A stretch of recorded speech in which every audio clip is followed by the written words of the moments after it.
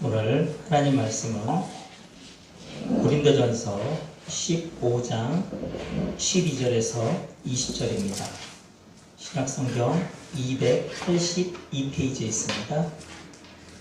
신약성경 282페이지 고린도전서 15장 12절에서 20절입니다.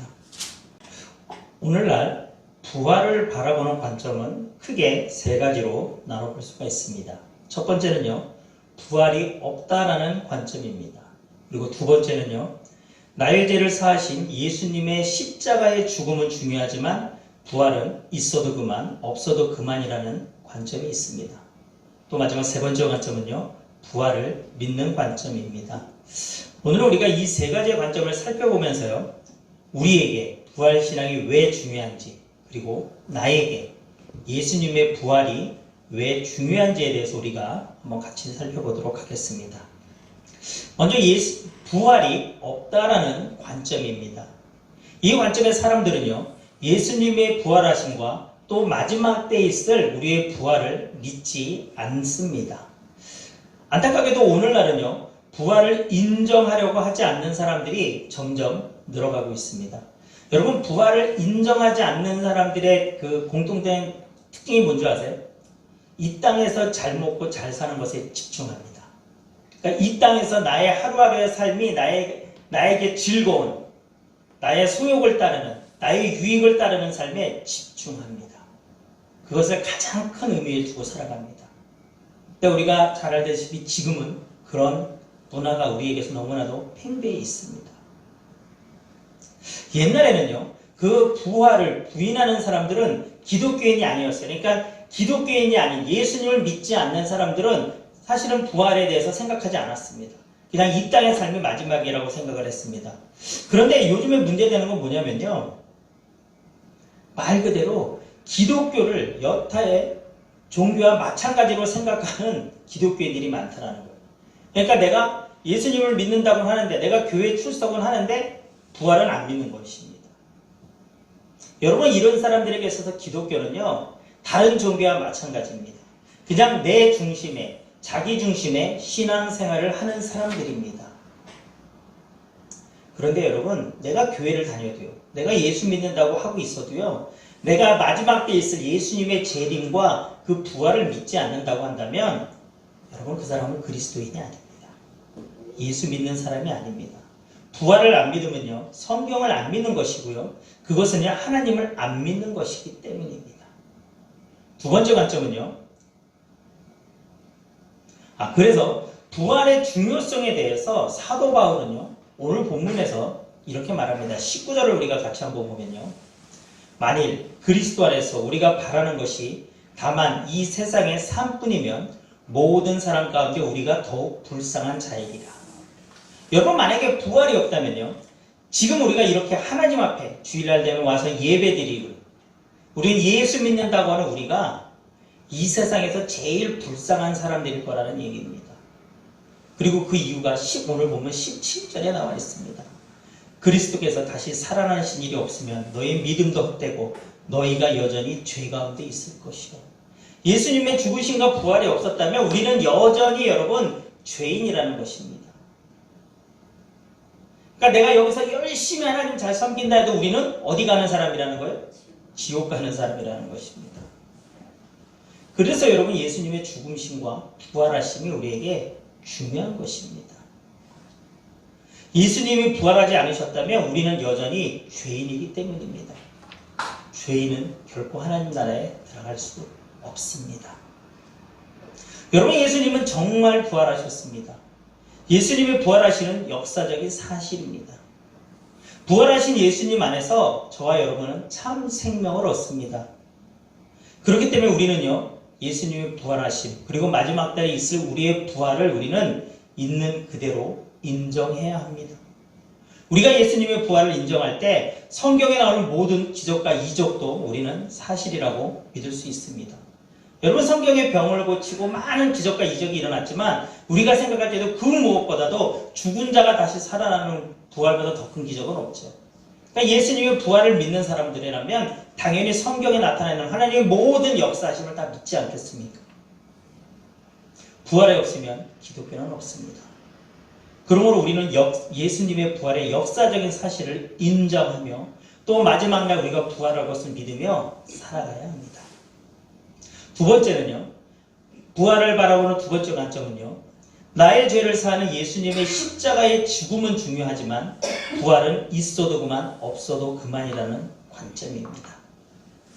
어떻게 보면 오늘날 우리 기독교인들, 그리스도인들이라고 하며 신앙생활하는 우리의 가장 큰 문제점 중에 하나라고 생각합니다. 한국교회는요, 유독 부활신앙보다는 십자가의 죽음, 예수님의 죽음에 대해서 강조하는 경향이 있습니다.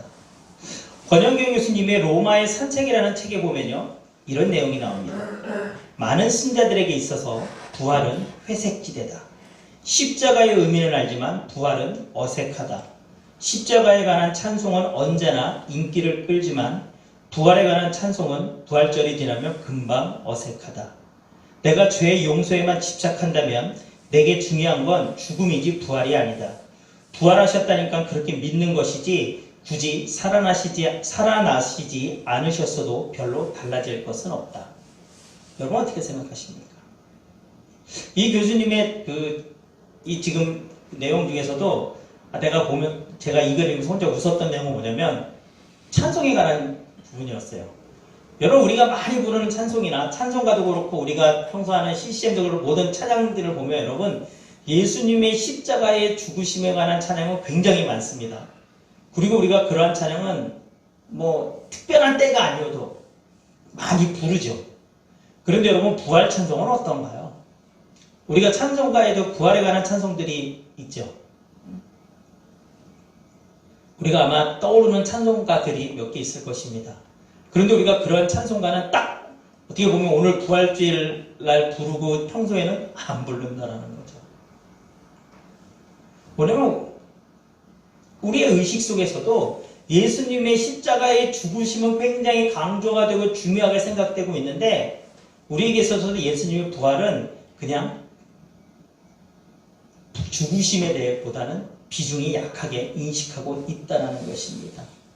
그래서 이 책에서는요, 부활에 대해 우리의 무지 혹은 무관심은 구원에 대한 우리의 현세주의적 조급함과 관계가 있다고 얘기합니다. 이게 무슨 얘기냐면요, 구원을 얻을 것이라고 말하기보다는 구원을 받았다라고 우리는 말하고 싶다라는 것입니다. 두렵고 떨림으로 너희 구원을 일구어 가라라는 빌립보서 2장 12절에 보면요, 그러므로 나의 사랑하는 자들아 너희가 나 있을 때뿐 아니라 더욱 지금 나 없을 때에도 항상 복종하여 두렵고 떨림으로 너희 구원을 이루라. 이렇게 나와요. 너희 구원을 어떻게 하라? 이루라. 그러니까 우리는요, 두렵고 떨림으로 구원을 이루어 가야 된다라는 필요보다는 이미 의롭다 하심을 얻었다라는 사실에 더 집착하고 싶은 거예요. 그러니까 내가 내 삶 속에서 내가 구원을 이루어가는 삶을 살아야 된다기보다는 나는 이미 구원을 받았으니까 그냥 이제는 삶을 좀 편하게 살고 싶다는 마음이 우리 속에 있다는 것입니다. 나는 입으로 예수님을 믿고 내 구세주고 내 주님으로 고백했다라고 생각을 하는 거예요. 그러니까 나는 이 세상에서는 마음대로 살아도 된다는 것입니다. 아니라고요? 아닙니다, 여러분. 저와 여러분의 마음 깊숙한 곳을 보십시오. 내가 지금 평소에 내 삶의 모습이 어떤가를 우리 한번 여러분 생각해 봅시다. 내가 정말 내 하루하루의 삶, 매 순간의 삶이 정말 두렵고 떨리는 마음으로 예수님의 죽으심과 부활에 동참하는 마음으로 그 구원을 이루어 가려고 내가 세상을 살고 나가고 있습니까? 우리 잊고 살 때가 많다는 거예요. 그래, 나는 예수님 믿으니까 죽으면 천국 가. 그 마음 때문에 여러분 우리는 그냥 살아갈 때가, 나 편한 대로 살아갈 때가 많다는 것입니다. 사도 바울은요, 오늘 보면 17절에서 그리스도의 부활이 없었다면 우리의 믿음 자체가 헛된 것이라고까지 그는 말합니다. 이것이 예수님의 부활이 우리에게 중요한 두 번째 이유입니다. 예수님의 부활이 없다면 우리의 믿음이 헛된 것이기 때문입니다. 십자가 없는 부활은 있을 수 없고요, 부활이 없는 십자가는 또한 헛된 것입니다. 여러분, 많은 성경학자, 그리고 성경의 일반적인 내용은요, 예수님의 죽으심만을 얘기하고 있지 않습니다. 예수님의 죽으심과 부활을 같이 얘기하고 있습니다. 동전의 앞뒤와 같이 얘기하고 있습니다. 떨어질 수가 없는 것이 예수님의 죽으심과 부활입니다. 어떤 사람들은 부활을 믿지 않아도 이미 십자가만으로 구원을 받았다고 말하기도 합니다. 하지만 부활을 믿지 않아도 된다는 것은요, 이 말은요, 지금도 살아계셔서 역사하시는 예수님을 믿지 않아도 된다는 말과 같은 얘기입니다. 예수님이 부활하셔서 지금도 살아계시고 저와 여러분의 예배를 받고 계시다는 사실을 여러분 믿지 않는 사람이 구원을 받을 수 있겠습니까? 아닙니다. 절대 받을 수 없습니다. 예수님의 십자가의 죽음은요, 어떤 현재적인 의미를 갖지만 예수님의 부활은 구속의 완성적인 의미를 갖고 있습니다. 예수님이 죽으셨다라는 것. 그래서 우리가 하나님의 자녀가 되고 하나님과 화평하게 되고 여러분 듣지만 그것은요 죽음만으로 끝내서 되는 문제는 아니었다는 것입니다. 부활하셨기 때문입니다. 예수님의 부활하심이 없다 그러면 여러분 예수님의 죽음은요 한 유대 청년의 안타까운 죽음에 지나지 않습니다.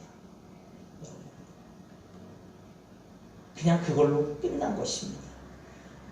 유대의 역사 속에서 한순간 나타나서 선풍적으로 어떤 많은 기적과 이적을 행했던 한 사람의 그냥 죽음에 끝나버린다는 것입니다.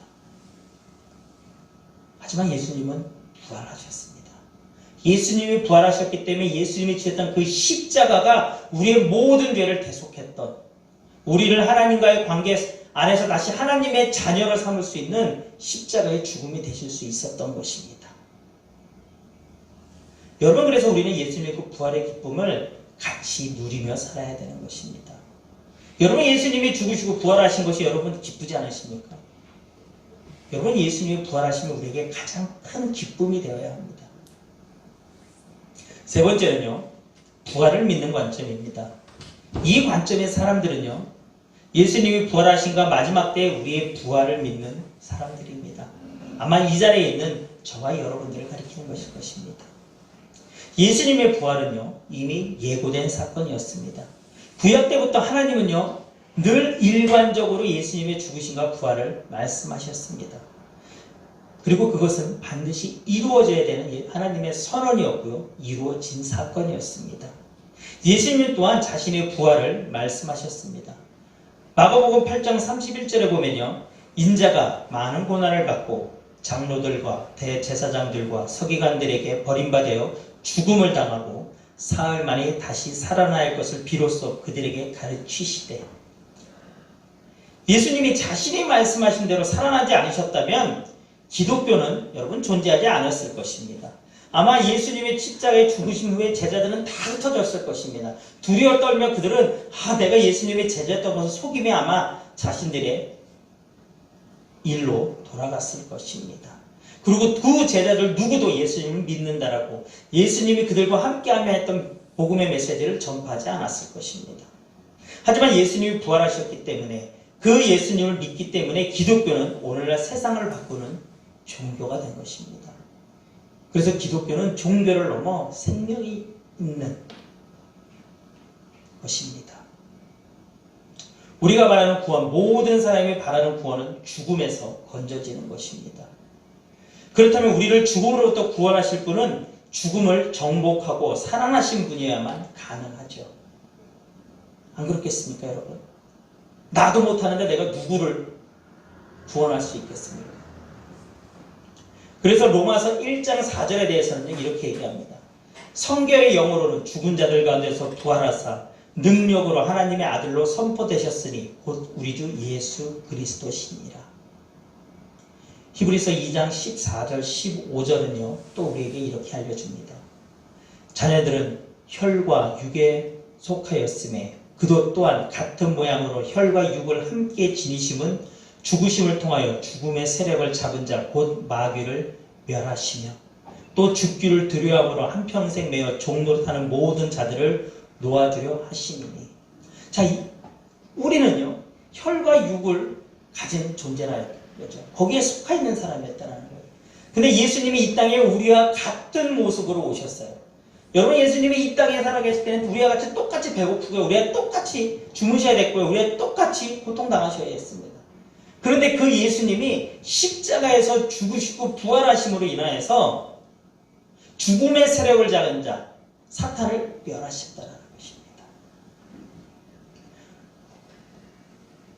죽기를 두려워하는, 그래서 한평생 거기에 매여 살던 우리를 결박으로부터 풀어주셨다는 것입니다.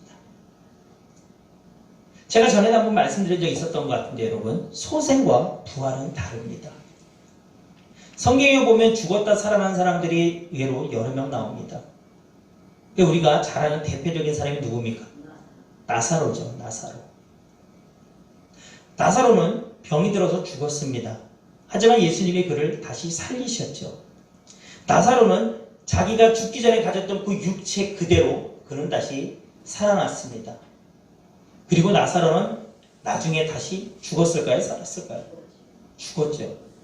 아마 나사로가 여러분 죽지 않고 계속 지금 살아있었다면 참 많은 일들이 일어났겠죠. 근데 나사로는 다시 죽었습니다. 소생은 이런 거예요. 내가 갖고 있던 육체 그대로, 죽을 때 갖고 있던 육체 그대로 죽었다가 다시 살아났지만 결국은 다시 죽는 것. 그건 소생입니다. 그런데 예수님은 죽었다가 살아나셨죠. 그런데 여러분, 예수님이 죽었다 살아나셨을 때 예수님은 갖고 계시던 그 육체 그대로 살아나셨습니까? 아니면 변화된 육체로 살아나셨습니까? 여러분, 예수님은요, 신령한 몸으로 부활체로 다시 살아나셨습니다. 근데 이 부활체는요, 이전에 있던 육체, 이전 육과 다르면서도 같았습니다. 이런 특징은요, 요한복음 20장 19절에서 28절에 보면 잘 나와 있는데요. 예수님이 제자들에게 나타나시는 장면이 나옵니다. 부활하시고 나서 나타나신 장면이 나와요.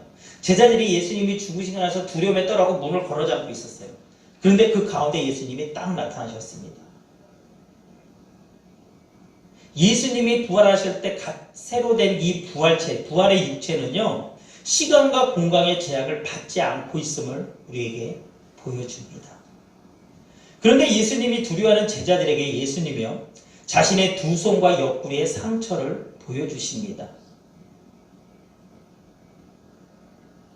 새로운 부활체로, 신령한 부활체로 살아나셨지만 그 상처, 그 갖고 있던 육체의 특징, 어떤 그것을 기억할 수 있는 것들은, 그 사람을 증명할 수 있는 것들은 있었다라는 것입니다. 그래서 예수님이 처음에 제자들에게 오셨을 때 그 자리에 없던 도마가, 제자들이 야 예수님 다시 살아나셨어 할 때 도마가 뭐라고 얘기합니까? 나는 믿을 수 없다고 하잖아요. 나는 예수님의 그 옆구리와 그 못 박힌 그 손에 내가 손을 대보고 확인해봐야 알겠다라고 얘기하지 않습니까? 근데 예수님이 다시 도마에게 어떻게 합니까? 나타나셨죠. 그리고 그 상처를 직접 확인시켜 줍니다. 만져보게 하십니다. 그리고 나서 또 예수님이 제자들에게 언제 나타나십니까? 갈릴리로 와서, 그래도 낙심하고 갈릴리로 가서 여러분 물고기 잡고 있던 베드로와 요한에게 예수님이 나타나시잖아요. 그러면서 그들과 함께 식사하십니다. 그러니까 뭐냐면 여러분, 예수님이 다시 부활하셔서 다시 갖게 되신 그 부활체는요, 이전에 갖고 있던 육체와 다르면서 같다라는 것입니다. 그리고 부활하신 예수님은요, 이 땅에서 다시 죽지 않으시고 하늘로 올라가셨고 지금도 여전히 살아계십니다. 이렇게 다시 사신 후에 영원히 죽지 않을 것을 부활이라고 합니다. 그래서 여러분, 부활하신 분은요, 지금 예수님 한 분밖에 없는 것입니다. 오늘 본문 20절은 이렇게 얘기합니다. 그러나 이제 그리스도께서 죽은 자 가운데서 다시 살아나사 잠자는 자들의 첫 열매가 되셨도다. 이 구절에서 바울이 얘기하는 중요한 요점은 뭐냐면요, 육체의 부활입니다. 예수님의 부활은 영만의 부활이 아니라 육체의 부활을 동반한 완전한 부활이었다는 것이죠. 제가 좀 전에 설명드린 바로 그것입니다. 그리고 잠자는 자들의 첫 열매가 되셨다라는 이 구절은요, 우리 성도들의 부활이 필연성을, 그러니까 우리 성도들의 부활이 반드시 이루어진다는 것을 얘기하고 있는 것입니다. 여러분, 예수님은 언제 다시 이 땅에 오실지 모릅니다. 우리가 이 세상을 살아가고 있는 동안 오실 수도 있겠지만요, 우리가 다 죽은 후에 내 후손들이 이 땅을 살아가고 있을 때 이 땅에 다시 오실 수도 있습니다. 그런데 여러분, 예수님이 다시 오셨을 때는요, 우리가 이미 죽어 있지만 그때 우리는 다시 부활한다는 것입니다. 오늘 성경 20절은요, 그것을 우리에게 알려주고 있는 것입니다. 부활신앙이 우리에게 중요한 이유가 바로 이것입니다. 여러분, 예수님의 어떤 그런 잠자는 들의 첫 열매라는, 우리가 이 세상에 살 때 오신 게 아니라 구에 오셨을 때라도 우리는 부활한다는 것입니다. 여러분, 그게 아니라면 우리는 아마 예수님이 내가 죽기 직전까지 예수님이 안 오신다면 우리는 너무 막 억울하고 분하게 생각하지 않겠습니까? 아니, 나 이렇게 죽는데 그러면 끝나는 거 아니야? 여러분, 우리는 그렇게 생각할 수도 있겠죠. 근데 예수님의 부활하심은 우리에게 그런 것이 아니라 우리의 이 땅의 삶이 다 끝날 때까지 예수님이 오시지 않으셔도 그 마지막 날, 마지막 때 우리는 죽었던 모든 자들은 다시 거기서 부활한다는 것입니다. 예수님이 부활하셨던 것은요, 부활을 확증하는 것이고요, 우리의 마지막 때 부활을 보증하는 것입니다. 마지막 날 그리스도의 재림 때 죽었던 모든 자들이 부활합니다. 그리고 성도는요, 구원의 상급을 받기 위해, 불신자들은요, 심판을 받기 위해 부활합니다. 성경은 이러한 일이 있을 때를 가리켜 마지막 날이라고 얘기하고요, 주 강림하실 때라고 얘기하고요, 마지막 나팔 소리가 날 때라고 우리에게 알려줍니다. 그리고 그 심판 후에는요, 예수님의 십자가의 죽으심과 부활을 믿었던 저와 여러분들처럼 믿는 우리에게는요, 하나님 나라에서 영원히 살게 되고요, 그렇지 않은 자들은 영원한 형벌을 받게 되는 것입니다. 우리가 다시 살아났을 때 우리가 나사로처럼 소생해서 그 후에 다시 죽는 게 아니라 우리는 영원히 하나님 나라에서 하나님 영광 가운데 살게 된다는 것입니다. 그래서 예수님의 부활하심이 우리에게, 저와 여러분에게, 나에게 의미가 있는 의미는 바로 이것 때문입니다. 우리에게 영원한 생명을 주시는 것이기 때문입니다. 이 땅에서의 삶이 우리에게 끝이 아니기 때문에 우리는 부활하신 주님을 바라볼 때 어떠한 상황에서도 승리할 수 있는 힘이 우리에게 주어지는 것입니다. 어떠한 상황 속에서도 주님을 생각하며 우리는 기뻐할 수 있는 것입니다. 이것이 예수님의 부활신앙을 믿는 우리의 부활신앙의 핵심입니다. 여러분, 복음은요, 예수님의 십자가의 죽음과 부활이 곧 구원이라는 것, 여러분, 이것이 복음입니다. 이것이 저와 여러분들에게 하나님이 알려주신 복된 소식입니다. 이 복음은 아주 단순하지만요, 우리의 삶 전체를 변화시키는 능력이 있습니다.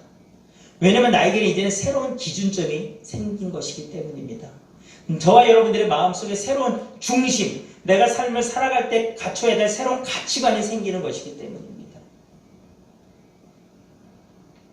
그런데 우리 신앙생활이 왜 이렇게 힘듭니까?